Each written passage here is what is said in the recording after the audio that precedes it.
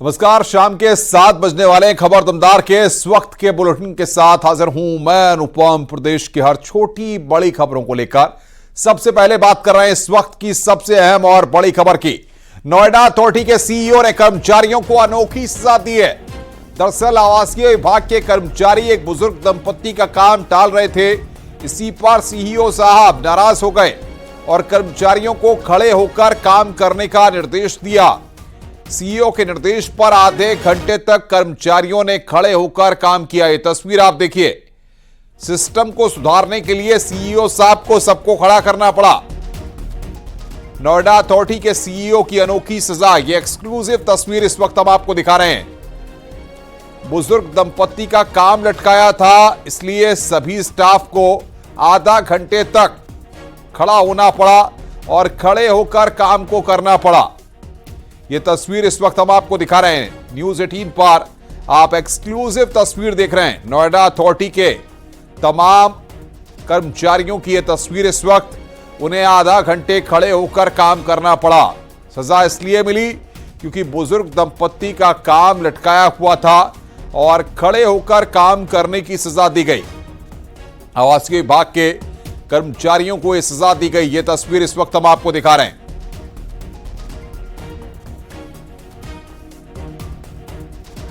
खबर संभल से 46 साल से बंद मंदिर मिलने के बाद जिला प्रशासन बड़े एक्शन की तैयारी में है। मंदिर के आसपास बने मकानों के बैनामे चेक किए जा रहे हैं। बैनामे के मुताबिक घरों की पैमाइश की जा रही है। एएसपी की मौजूदगी में फीते से पैमाइश की गई। बैनामे से अधिक जमीन पर कब्जा होने पर कार्रवाई की जा सकती है। और बातचीत करने के लिए सुनील हमारे संवाददाता हमारे साथ फोन लाइन पर जुड़ रहे हैं। सुनील, पैमाइश वहां पर शुरू हो गई है, बैनामे देखे जा रहे हैं, क्या माना जाए अवैध तरीके से जिन जगहों पर कब्जा किया है वहां पर कार्रवाई देखने को मिलेगी? जी अनुपम, मैं आपको बता दूं, संभल के खरगोसराय का मामला है जहाँ पर शिव मंदिर निकला। 46 साल से ये मंदिर बनता, वह मंदिर की व्यवस्थाओं को लेकर प्रशासन यहाँ पर लगातार कार्रवाइयां कर रहा है। उसी क्रम में ये देखा जा रहा था मंदिर के पीछे एक मकान जो है वो बढ़ाकर बनाया गया। हालांकि कई और लोगों के बैनामे भी देखे हैं। मंदिर पर फीता भी लगा है, डाला गया है। उसके बाद में पीछे का मकान जो है मंदिर के जो ठीक पीछे है, जिसकी छजली निकली हुई है, आगे को मकान बढ़ा हुआ है, उससे एएसपी की वार्ता हुई है। एएसपी के इस वार्ता के बाद ये सहमति बनी है कि वे इसको अतिरिक्त निर्माण को तोड़ देंगे। इसका मतलब मकान बढ़ाकर बनाया गया है, मंदिर की जमीन पर बढ़ाया गया है। मंदिर की चोटी से ऊपर ये मकान है, छजली उनकी बाहर को आ रही है। तो इस संबंध में कल यहाँ पर अगली कार्रवाई होगी। वैसे तो एएसपी का कहना है कि वो स्वयं मकान को तोड़ देंगे। अगर स्वयं मकान तोड़ते हैं तो ठीक है, अन्यथा प्रशासन कार्रवाई कर सकता है। जी सुनील, आप बने रहिए हमारे साथ, आगे भी आपसे अभी बातचीत करेंगे। तो सुनील हमारे संवाददाता इस वक्त की बड़ी खबर पर बात कर रहे थे। संभल में 46 साल बाद खोले गए शिव मंदिर में दर्शन पूजन के लिए श्रद्धालुओं की भारी भीड़ उमड़ रही है। मंदिर में आरती के वक्त श्रद्धालुओं की भारी भीड़ मौजूद थी। ढोल नगाड़े और डमरू बजे, श्रद्धालुओं ने हर हर महादेव और बजरंग बली का उद्घोष किया। ये तस्वीर हम आपको दिखा रहे हैं। और सुनील हमारे संवाददाता लगातार बातचीत करने के लिए हमारे साथ बने हुए हैं। सुनील, आसपास के इलाकों से और बाहरी जिलों से भी बड़ी संख्या में लोग वहां पर पहुंच रहे हैं। संभल में जिसको पता लग रहा है उस मंदिर पर पहुंच रहा है। हमने अब तक सैकड़ों लोगों से हमारी बात हुई। हम 2 लोग के वजह से मिले थे। एक मंदिर स्वामी थे जिनका कहना है कि उनका मंदिर है। बाकी एक और सज्जन हमें मिले थे, उन्होंने कहा था कि वो 10 साल की उम्र में यहाँ आए थे, उनकी ननिहाल थी, भाजपा नेता थे। बाकी जितने लोग आ रहे हैं उनका ये कहना है कि उन्होंने मंदिर को सुना जरूर था। अधिकांश कहते हैं हमने सुना नहीं था, पर हम पूछते हैं कैसे आप लोग आए तो बताते हैं खबरों से पता लग रहा है। तो मीडिया, सोशल मीडिया, अखबार ये इस समय बड़ा साधन बने हैं। इसके बाद में जो संभल का चाहे कोई भी इलाका हो, महिला हो पुरुष हो, मंदिर में आ रहे हैं, मत्था नभा रहे हैं, यहाँ ढोल डमरू बज रहे हैं, बजरंग बली की जय हो रही है, हर हर महादेव हो रही है। ये वो इलाका है जहाँ से के हिंदू 1978 के बाद में पलायन। बहुत बहुत शुक्रिया सुनील आपका हमारे साथ जुड़ने के लिए और बातचीत करने के लिए। इससे पहले संभल में कुएं की खुदाई के दौरान 3 मूर्तियां मिली हैं। गणेश, पार्वती और लक्ष्मी की मूर्ति होने का दावा किया जा रहा है। कुएं की खुदाई के दौरान आज सुबह से ही मूर्तियां मिल रही हैं। 17-18 फीट की खुदाई के बाद एक 3 मूर्तियां मिली हैं। पहले मां पार्वती की खंडित मूर्ति मिली, उसके बाद गणेश जी की मूर्ति मिली और बाद में एक और मूर्ति मिली है जो लक्ष्मी जी की मूर्ति मानी जा रही है। ये मूर्तियां संगमरमर की है। संभल जिला प्रशासन ने इस मंदिर को कुएं और मूर्तियों से जुड़ी रिपोर्ट शासन को भेजी है। प्रतिमाएं जो कुएं की खुदाई के दौरान प्राप्त हुई हैं और जिसमें इसमें गणेश जी की है और खंडित प्रतिमा जो संभवतः कार्तिकेय जी की है, इस बारे में जानकारी की जाएगी। खुदाई के दौरान मिली है? हाँ, कुएं में जो खुदाई के दौरान कुएं के अंदर जो मलबा और साथ में मिट्टी थी उसकी खुदाई की जा रही है, उसी दौरान प्राप्त हुई। टोटल कितनी मूर्तियां सर? कुल 3 मूर्तियां प्राप्त हुई, जो प्रथम दृश्य देखने में गणेश जी की और कार्तिक जी की प्रतीत हो रही हैं और बाकी संदर्भ में और खुदाई की जा रही है। जगह को सुरक्षित कर दिया गया है जिससे कि आसानी से खुदाई की जा सके। सर, लोग भी दर्शन करने के लिए आ रहे हैं इनके?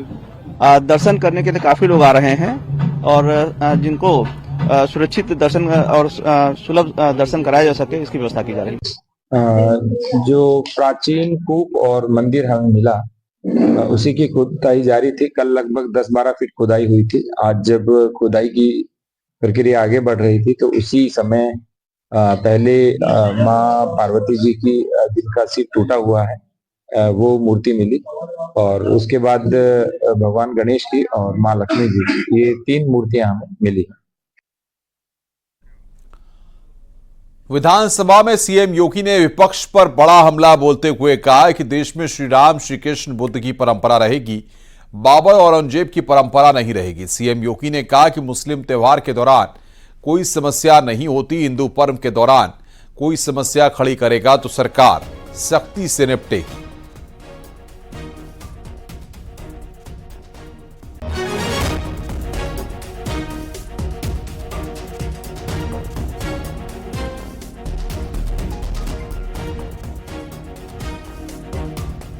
किसी भी मुस्लिम पर्व और त्योहार के दौरान, किसी भी अन्य मत और मजहब से जुड़े हुए किसी भी पर्व और त्योहार के दौरान कहीं कोई समस्या नहीं खड़ी होती, तो फिर हिंदू पर्व और त्योहार के दौरान कोई समस्या खड़ी करेगा तो सरकार उसको सख्ती से निपटने का काम भी करेगी। आपकी बात को हम मानते हैं कि मंदिर को आपने छेड़ा नहीं, आपने बड़ी कृपा कर दी, लेकिन ये जो 22 कुएं और उन कुओं में जो मूर्तियां मिल रही हैं, ये कुएं किसने पाट दिए?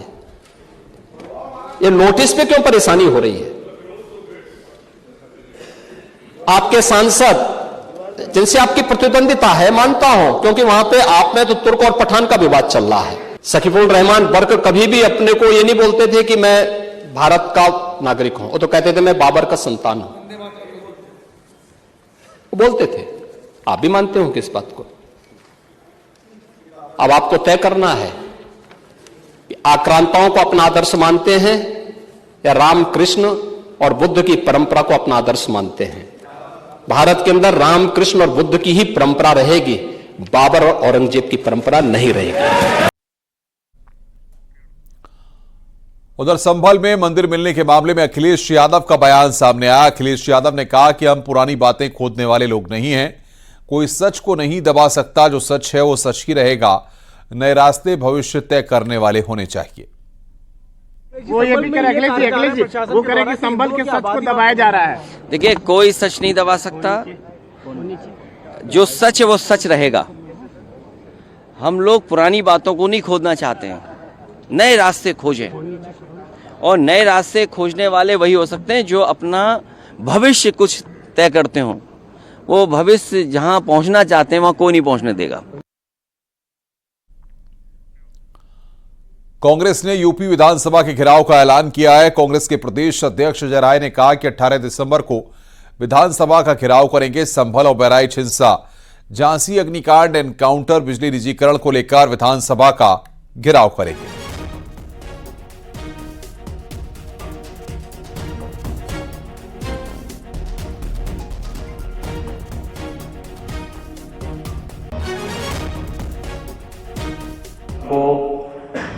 विधानसभा का घेराव करने जा रहे हैं। चीज़ें जो पूरे प्रदेश के अंदर, चाहे संभल हो, चाहे वो बहराइच हो, चाहे झांसी में बच्चों को जो चलकर मर गए या जला के मार डाला, फर्जी इनकाउंटर हो, मंगेश यादव से लेकर अमेठी तक, बिजली का निजीकरण हो, चाहे आज जो पूरी तरीके से सभी संस्थाओं को प्राइवेटाइज किया जा रहा, पराग डेयरी को भी पूरी तरीके से अमूल कल्चर करने जा रहा है, कर लिया, करने जा रहा, ये सारे इश्यूज आ गए थे। इन सब चीजों पर हम कल परसों विधानसभा को घेरेंगे। फ्रांस के राजदूत थियरी मैथो ने आज सीएम योगी से मुलाकात की। सीएम आवास पर हुई इस मुलाकात में फ्रांस के राजदूत थियरी मैथो ने सीएम योगी को तोहफा दिया।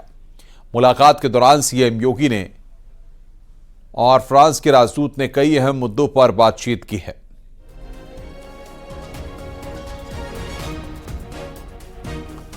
खबर दिल्ली से है। बीजेपी ने 3 लाइन का व्हिप जारी किया है। लोकसभा के लिए व्हिप जारी किया गया है। कल एक देश एक चुनाव बिल पेश होगा। कल सभी सांसदों को लोकसभा में मौजूद रहने के लिए कहा गया है।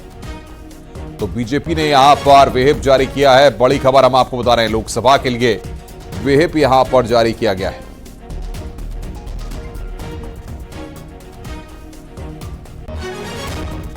यूपी विधानसभा के शीतकालीन सत्र के पहले दिन विपक्ष ने हंगामे की वजह से विधानसभा अध्यक्ष सतीश महाना नाराज हो गए। उन्होंने गुस्से में अपना हेडफोन फेंक दिया। दरअसल एसपी के विधायक नारेबाजी करते हुए वेल तक पहुंच गए। सत्र प्रभावित होता देखकर अध्यक्ष सतीश महाना ने एसपी विधायकों को समझाने की कोशिश की, लेकिन किसी ने उनकी नहीं सुनी। उसके बाद उन्होंने विधानसभा को स्थगित कर दिया और गुस्से में हेडफोन फेंक दिया।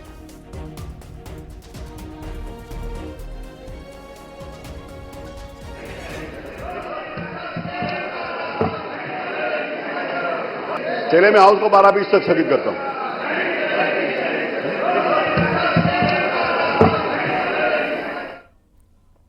मथुरा में बाइक सवार 2 बदमाशों ने ढाबे पर फायरिंग की। ढाबे पर मौजूद लोगों में अफरा तफरी मच गई। अमेठी में प्रशासन ने पीएम आवास योजना के तहत बनाए गए घर को गिरवा दिया। इसके बाद युवक ने तहसील पहुंचकर हंगामा किया। युवक का आरोप है कि गांव के लेखपाल ने घूस न मिलने के कारण उसकी आवासीय योजना के मकान की रिपोर्ट गलत लगाई। इसके चलते प्रशासन ने उसका मकान गिरा दिया। मामला खाजा गांव का है। पीड़ित हाथों में तख्ती बैनर लेकर अमेठी तहसील पहुंचा और चिल्लाने लगा। शोर सुनकर भीड़ इकट्ठा हो गई। युवक लगातार अधिकारियों के चक्कर लगा रहा है, लेकिन उसको कहीं से कोई मदद नहीं मिल पा रही। खाजा ब्लॉक भादर यही है कि 2023 में प्रधानमंत्री आवास हमें मिला था और मैं उसको जब बनवा रहा था थोड़ा बगल वाले से थोड़ा दिक्कत थी, लेकिन वो लोग लेखपाल और प्रधान और पुलिस प्रशासन के माध्यम से उसको बनवा दिया। बनवाने के बाद मैं चला गया बाहर। उसके बाद मैं बाहर ही था। 9 महीना बाद प्रधानमंत्री आवास को गिरवा दिया गया। मैंने लेखपाल से फोन करके पूछा, भाई भैया क्यों गिरवा दिए? तो उन्होंने बोला कि तुम्हारे बाद तुम्हारे बगल वाले के नंबर है और वही लोग खड़े होके बनवाए थे और हमारे न रहने पे उसको जेसीबी से गिरवा दिए। आगरा पुलिस ने एनकाउंटर में 3 बदमाशों को गिरफ्तार किया है। एक बदमाश गोली लगने से घायल हुआ, वहीं 2 बदमाश नाबालिग बताए जा रहे हैं। इन बदमाशों के फाइनेंस कर्मी से लूट की थी। नकली पिस्टल दिखाकर 56,000 रुपए लूटे थे। पिडौरा क्षेत्र के बलाई घाट से गिरफ्तारी हुई है। पुलिस ने इनके पास से तमंचा, कारतूस, लूट में इस्तेमाल बाइक बरामद की है। इसमें इन्वॉल्व थे बाला अपचारी, वो भी इसमें गिरफ्तार किए गए। जो इनके द्वारा बैग और पैसे लूटे गए थे वो बैग भी रिकवर किया गया है। पैसे और आईडी कार्ड जो थे वो भी करीब 56,000 में से इन्होंने 30,000 अपने अकाउंट में डाल दिए थे, जो अभी भी अकाउंट में है, जिसको हम लोग रिलीज कराने के लिए और उसकी भी प्रक्रिया हम लोगों ने शुरू कर दी। बाकी कुछ 19,000 कैश मिला है। एक तमंचा जो इसके नितेश के पास था जिससे ये फायर किया, वो इसमें हम लोगों ने मिला। और जो मोटरसाइकिल इसमें प्रयोग की गई थी वो भी इसमें हम लोग गिरफ्तार किए। नोएडा में ऑनलाइन गांजा सप्लाई करने वाले गैंग का पर्दाफाश हुआ है। पुलिस ने महिला समेत 5 तस्करों को गिरफ्तार किया है। इनके पास से 30 किलो गांजा और 236 ग्राम चरस के साथ एक कार भी बरामद की गई है। बरामद सामान की कीमत लाखों में है। ये लोग नजदीकी स्कूल कॉलेज में सप्लाई करते थे। 5 सालों से दिल्ली एनसीआर में गांजा सप्लाई कर रहे थे।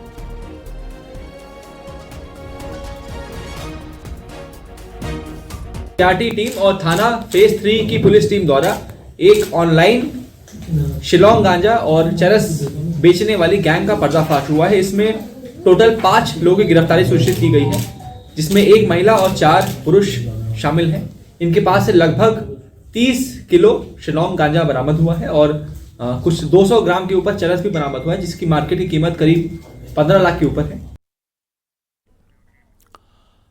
प्रतापगढ़ में नगर पालिका अध्यक्ष पद के लिए उपचुनाव हो रहा है। कल मतदान होना है। नगर पालिका के उपचुनाव के लिए 110 बूथ बनाए गए हैं। 1,11,000 मतदाता अपने मताधिकार का इस्तेमाल करेंगे। कल सुबह 8 बजे से शाम 5 बजे तक वोट डाले जाएंगे। नगर पालिका क्षेत्र में 22 संवेदनशील और 16 अति संवेदनशील बूथों पर पुलिस प्रशासन का कड़ा पहरा रहेगा।